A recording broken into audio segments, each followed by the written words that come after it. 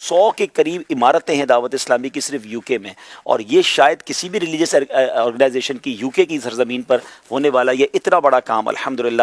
اور وہاں پر جو آپ نے سینٹرز لینے ہیں یا پراپرٹی لینی ہے ناظرین، وہ اس طرح نہیں ہے کہ چند ہزار یا چند لاکھ یا 1-2 کروڑ روپے میں مل جائے، بعض اوقات تو بہت ہیوج رقم خرچ کرنی پڑتی ہے۔ صرف ابھی ہم نے ویمبلے لندن میں ایک جگہ لی ہے دعوت اسلامی کا، جہاں پر فیضان مدینہ بننے جا رہا ہے انشاءاللہ، 5 ملین پاؤنڈ اس کی قیمت ہے۔ تو 5 ملین پاؤنڈ آسان کر دوں تو پاکستانی 170 کروڑ روپے بنتے ہیں۔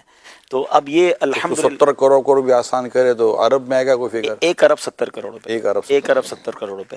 تو اب آپ سوچئے یہ جگہ لی ہے، صرف جگہ لی ہے، وہ جو جہاں پر مرکز بنے گا الحمدللہ بھی اس کی پیمنٹ کرنا باقی ہے، جگہ کی قبضہ ہمیں مل گیا۔ مبارک ہو آپ کو، 2.25 کروڑ روپے کا فیضان مدینہ یاد آ گیا میرے، الحمدللہ الحمدللہ۔ جس میں آپ کہتے تھے جوتے کے ساتھ جوتے کے ساتھ یہ جملہ آپ کا یاد آتا ہے۔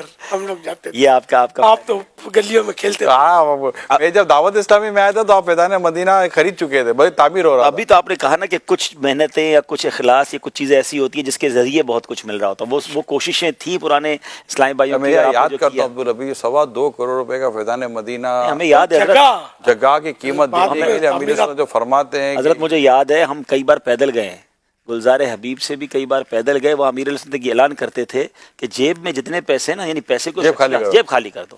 تو یعنی کتنی جمعراتیں میں جیب خالی کی ہیں، اور وہاں سے صدر تک پیدل جاتے تھے کیونکہ پیسے کرائے کے بھی نہیں ہوتے تھے اسلامی بھائیوں کے پاس۔